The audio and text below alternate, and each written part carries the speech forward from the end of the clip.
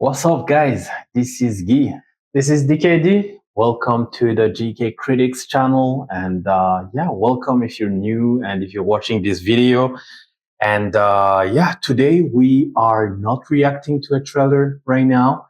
We are actually going to discuss about a movie that we watched last week. It was on Friday when it came out. It was Guardians of the Galaxy Vol.3. And it was shot in IMAX. We watched it in IMAX, and it was amazing. We loved it. It was great. He loved it. Mhm. But we are going to try to talk a little bit more about it. But let's give you 5 minutes because this video is actually 5 seconds. Sorry, this video is spoiler full. Is full of spoilers. We'll tell you who died and who didn't. So you'll be warned. Absolutely. So I'm gonna give you 5 seconds, guys, and counting. And just leave the video if you didn't see the movie yet. All right. I hope you're gone. So we're gonna start spoiling right now. All right. Yeah. So before we start, make sure you subscribe, like the video, leave a comment below, and click the notification bell to get all the details and all the giveaways coming this month and next month. And thank you so much for watching this video. We are going to start with your opinion. What did you think about the movie? Well, definitely for me, this is the best. I would say this is the best Marvel movie since Endgame. The reason I'm saying that is because, first of all, this movie is better than all of Phase 4. Everything we got on Phase 4, this movie is great because it's consistent with everything we love. But first of all, if we focus only on the Guardians of the Galaxy, it focuses very well on the characters. Everything we love about them is very present. Like there's nothing unusual that we see about them, which was something that was missing about MCU recently, especially with Phase 4. There was a lot of inconsistency about some certain movies, like the most recent one, Ant-Man Quantumania, didn't feel at all like an Ant-Man movie. Same thing with Black Panther for me. I know you loved it. Me personally, I was a little bit disappointed, but this movie was consistent with everything we love, whether it's the music, the comedy, the action, the emotions in these movies. You have been warned. Make sure you brought tissues with you because I was holding very much, especially about Rocket. Every scenes about Rocket, I was trying hard not to tear out. Like it was so. This movie was probably the most very emotional. I would say almost as emotional as the Black Panther movie was for me. I would say almost. Let me tell you something. Mm-hmm. To me, emotion-wise, Mm-hmm. it was even more than Black Panther. Yeah, the first one. And here's the thing, though. Guardians of the Galaxy Vol. 3 is definitely a great movie. Mm-hmm. I don't think there is someone who's gonna find a movie mad. Maybe they're gonna not like it at all or love it. So it's either one of those. Yeah. And here's the thing. When I was watching Guardians of the Galaxy Vol. 3, Mm-hmm. I felt like I'm watching a movie again. Yeah. There's something that was happening with Marvel. Even the trailer for the Marvel. Actually, look at the trailer of the Marvel. It looks like a Nickelodeon show. Yeah, that's the thing. That's the thing. Actually, for me, it felt like for me. I think some people say that this is the MCU being back. I don't think that's the case. I think this is MCU going back to the roots. To what they used to do. So to me, this felt like the first Guardians of the Galaxy because the second one has some issues that the movie was okay. I loved it. I loved it too, but it had some issues compared to the first one. For me, it felt like we were back in the first one. Like the craziness that was going on the first one, it's present in this movie, which is why I'm talking about. I'm talking about the consistency of this movie. It was very consistent with everything we love about the Guardians of the Galaxy, and for me, this was a great way to end the journey. And for me, I don't know what else I can say, honestly. And also, I'm going to let you finish first, and then we're going to talk about Sure. And for me, as I was saying, this movie is darker than the first and the second one. That's Color, like even if you look at the colors, the way people look, the cinematography, the photography of the movie, you're gonna find that it's a little bit darker. So yes, the movie still has a lot of fun in it, like a lot of funny things going on. the humor is there, but it is serious at some point, and there is a lot going on. You know, we have like torture in it. We have like animal cruelty. We have everything. people. I don't know how I could say it, but you see them. You see the guardians being hurt. You see the guardians suffering, and the guardians going through a lot. And that's something that I really liked about the movie. It's like 5 minutes into the movie, and it's the shit is already going down. Already, like there's already people like, you know, arms being broken and we stuff see like broken arms being broken. We see necks being broken. We see we see a lot every you know, like they set the tone. We see face being ripped off. We see like a lot of shit. In the first beginning of the movie, like first 10 minutes of the movie, and that's where you know that this movie is going to hit hard. And there is a lot. There is a lot of things that I liked about this movie. Definitely. And he said that it's the best movie since Endgame. I agree with him because I don't recall anything. Like I know that I loved few movies after that. I loved Eternals. I loved Black Panther, Multiverse of Madness. Those movies, I loved them. But still, this movie hit harder. I mean, it felt more personal to me than the rest. And I really loved it. I really loved it. So first of all, we're gonna go to the spoiler part. Like me and Guy right here, we made a bet about who was gonna die. I said, me knowing Marvel, no one's going to die. I know Marvel, I know how they think, and I know nobody's going to die. He believed. Who did you say was going to die? Look, I thought Drax will die, bro, because like following what they showed us in the trailer, I thought that guy didn't make it through the trailer, so I was like, he's gonna die. He's gonna die. There's no doubt. And I saw, you know, Chris Pratt screaming, and I was like, people are going to die. Somebody's going to die. So it seems I won the bet. Nobody won the bet. Nobody died, but all of them went through a lot of things made the movie end the way it ended. And also, I think that's also the thing. Like the movie kept us on the edge all the time. We thought every time we saw a character, we were scared that someone was going to die at some point. That's also something that the trailer did for us. Like we thought me personally, I was like, okay, Rocket is safe. Is Rocket safe? Because for me, this movie, Rocket stole the whole show. For me, this is Rocket's movie, and that's something that was great, because I think that's something that we needed about like each Guardians having like a backstory that we can know more about it. I feel like the only one that we still don't have a backstory is Groot.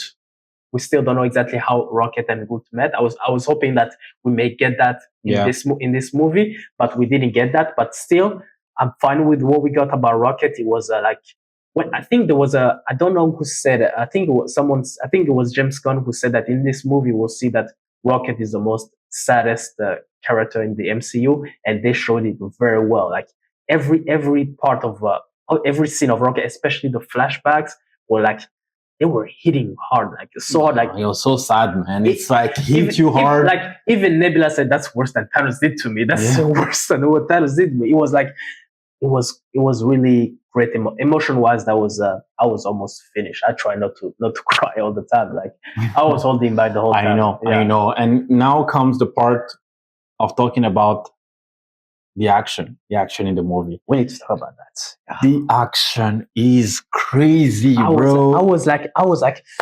finally, Jim. Like, why? Like, where have you been? Like, where have you been all this? We back on the Winter Soldier style. Like, where have you been all this time? 5 minutes into the movie, we have Adam Warlock coming and boom, hitting everyone. And breaking legs. And let me tell you, it's not arms. hitting, it's just breaking stuff, like killing people all the time. Almost like, killed Rocket at the first hit. Yeah. Like that guy was not here to to play. He broke Nebula in pieces, and Nebula, I think Nebula was shining in this movie. It was shining all for the way. For me, she was my favorite character, because the whole movie I was like, where was this Nebula this whole time? Like, I was like, this Nebula, is this Nebula new, or was she already there and we never got it? Because this Nebula, I almost want to see more of it, but unfortunately we probably won't. But I want to see more of it because she was insane in this movie. Like, for me, she was my favorite. She really did steal the show every single time we see her on the screen. Yeah. And I loved Rocket as well. Most of the part of the movie, he's in flashbacks. Yeah. But Nebula was really shining. And I loved Nebula more than Gamora. But I did love Gamora as well, because we have a new Gamora. Yes. And I love also what they did with Gamora. They made it very clear to show us that she's not the same. This is not the Gamora that we know. This is someone different. This is different. This is a monster raised by Thanos. Like, this has nothing to do with the Gamora who matured and changed. This is the killer of the Thanos' best assassin. That's literally who we have here in this movie. And that was like, wow. I was like, am I loving this Gamora more than the old one, or like? I was like, and I love how we put back Quill all the time. I was like, I know, but here's the thing: everybody in the movie shines. Definitely. Every single person. Yeah. The villain. However, pause. I feel like there was one person that they neglected in this movie: Star-Lord. I mean, I know what you like about Star-Lord. Yes, because what I like about Star-Lord, like, first of all, we don't see him like fighting the way he used to fight. Like, you remember, like in Infinity War or the previous Guardians of the Galaxy, he has his jetpacks, his mask, and then he fly all around and shooting everywhere. We don't get that in this movie. Like, I mean, we get him shooting, but we don't have the boots. Yes. We don't have the mask. Yes, it's there. Yes, we don't get that, but that, I feel like that was very important, because that's what made Star-Lord very cool. To me, at least. I understand, but here's the thing, and this is my opinion. I think we have a broken Star-Lord here. The one that we have in the first and the second one, that's a good point. He's the Star-Lord that we all love. Yeah, but we have a Star-Lord who the movie starts, he's drunk. Yeah, we don't have the legendary Star-Lord in this one. Yeah, in this one, just we have someone who's broken. The legendary Star-Lord is literally dead in this movie. Yeah. So we have someone who's broken. Someone who's trying, like, to keep up, hopelessly to get back Gamora, but it's not working. And that's why they didn't want to show us Star-Lord, the cool legendary Star-Lord. They wanted to show us the broken one, the one who's the one struggling with life right now. So that's probably why they did that. I understand. I understand. But see, I was hoping at least that we could see him at least shine a little bit, just at least a little bit. But I'm okay. I understand your point of view, and it makes sense as well. But still, I was hoping. So, who else should we talk about? Like, I mean, Drax and Mantis, my favorite duo. You know what? Yeah. A few moments later. So, what was your point? So I was saying also, like, Mantis and Drax, like, these two are the perfect duo. I almost cried at the end, like, that these two are separate, because these two are so the energy. Like, we already saw that in the holiday special. Yeah. We already saw how the energy between these two was so great, and they made it even more in this movie. And I'm like, oh yeah, these two separate. At least go together. That would be cool. Like, I was so sad that we won't ever get these two together, because from what I've seen now, the way the team pretty much split up now, and there's a new Guardians of the Galaxy, and I think some of them are gonna appear in some other project. We know Star-Lord is gonna appear. That's Star-Lord. Yeah. The last post credit scene shows that Star-Lord will come back. The legendary Star-Lord will return. Yeah. All right, but here's the thing: Gamora will not come back, because she said. Yeah, Zoe said she said that she didn't want to keep. Same thing with Batista as well. Same with Drax. Yes. And I think one thing for sure. I think Mantis at some point will We probably may come have back. like a special we about may her. we may actually even have a special, and I would be glad with that. Honestly, a Yeah. special about her would be great. Adam Warlock. One thing for sure, they gotta bring back that character at some point, and I'm wondering, like, They might do it in the Fantastic Four or something like that. how the Fantastic Four, like, Because apparently it might take place in space. you know what I think I actually might when Adam Warlock may come back, when he's most likely to come back. There's this project that I heard called Project Nova. You heard about it? Yeah, but I feel like that's something he may more be part of, or he most likely to make an appearance in the Marvels since it's gonna be in space. We don't know so far much about the Fantastic Four, like what's going to be, if it's in space. The problem is that the Nova thing, we heard about it, but nobody knows. Nobody, there's no confirmation about it.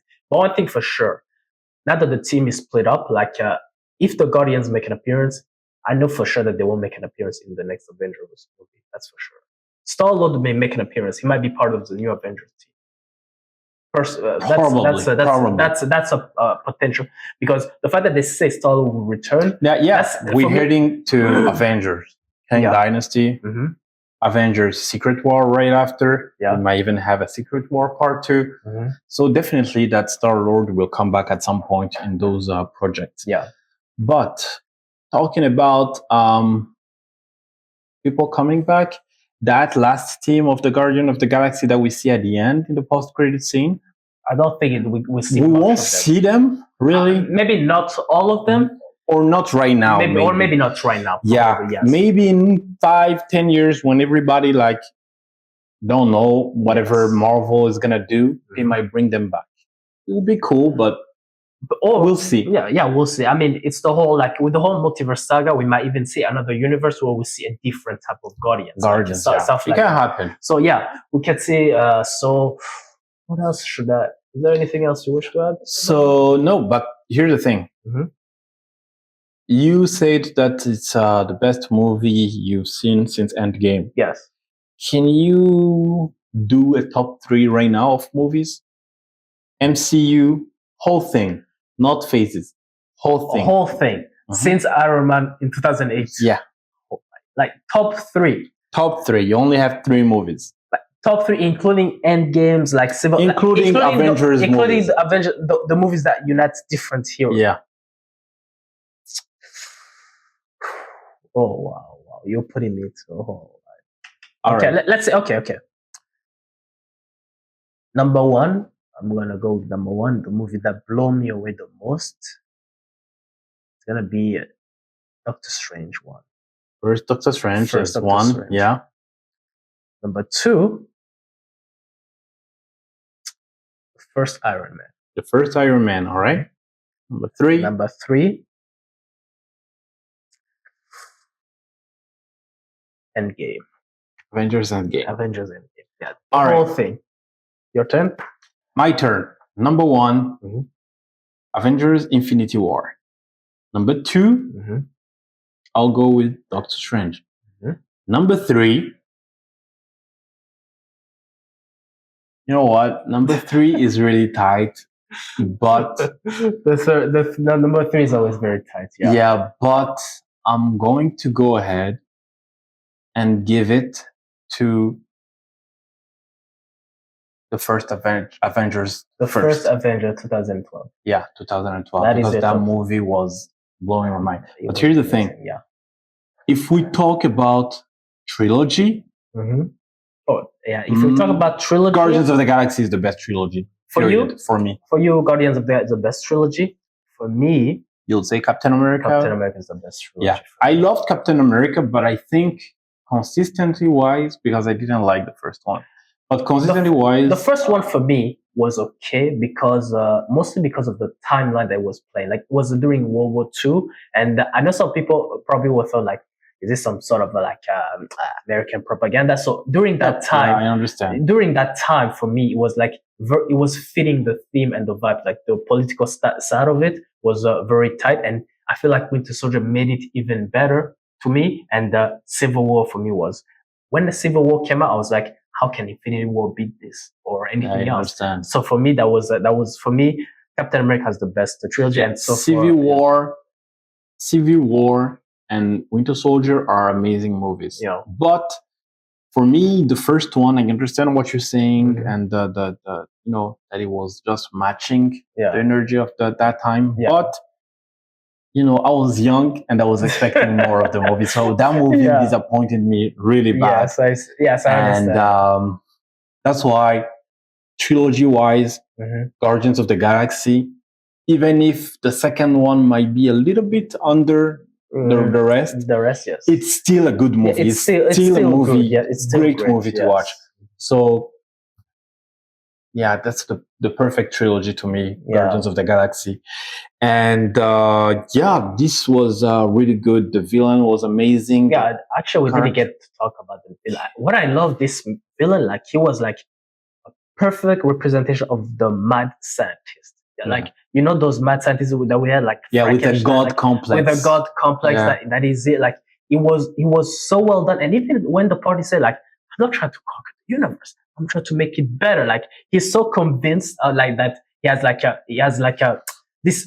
You see, like those scientists that say that we can revolutionize things, stuff like that. That they don't. You can make it better all the time. Make it better. Everything has to be better. And they don't pay attention to what is already here. That's, for me, that was like the biggest of mad scientists that we can get in a movie. And for me, the actor was amazing. He was crazy. Yeah, he was definitely crazy. Yeah, the actor killed it, nailed it. And also, what I love also, this movie on how the villain is powerful, and yet they were able to beat him.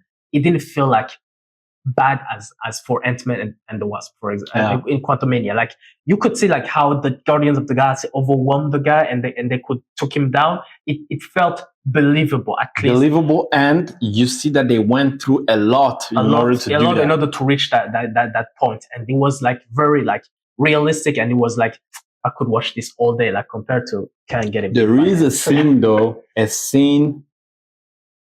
happening near the end of the movie, an action scene where all the Guardians are together. That scene, bro. In the hallway, and that scene was with like, a lot of villain, and where they basically I need to rewatch do that crazy action, bro. That scene is... I'm going to go back to the cinema just to watch that scene only. Just that scene was like, I was like, oh, look, Marvel, you have the juice. You can do it. You have the juice. Why did we get that? You can do it. I was like, bro, what am I watching? I was like, oh my God.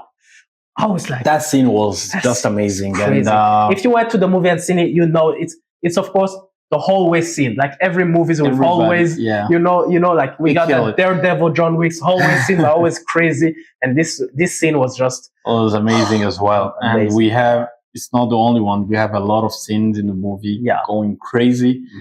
So one last thing I also want to add, it's about, since this is James Gunn's goodbye to Marvel, for me, I know that DC is in good hands, especially about the Superman movies. The scenes with Adam Warlock proved to me that Superman and DC is in good hands with James Gunn. I never doubted the guy at all, because I think some fans were frustrated because of the Henry Cavill situation, and some people were like concerned about it, about the whole DC being held by James Gunn. But for me, the whole scenes with the Adam Warlock convinced me that the Superman movies, I can't imagine what he's going to do. Yeah, he knows how to shoot stuff like that. He knows what he's doing. Let's hope that the story is as great as this. And do we recommend the movie? Definitely. We do. Yeah. Go watch the movie. Watch twice it on the biggest screen that you can find. Definitely. And let us know in the comments what you think about the movie. Mm-hmm. Tell us if you like it or not. But probably, if you watch this video, you probably like the movie. But yeah, let us know. And this was GK Critics review about Guardians of the Galaxy Volume 3. And we're happy to have you watching the movie and watching the video, watching us react and review everything. And thank you so much. And like the video, subscribe, everything. We have the Instagram giveaway. Everything is on Instagram at GK Critics. And thank you so much for watching. We really appreciate it. This is the GK Critics, guys. See you soon. Peace out.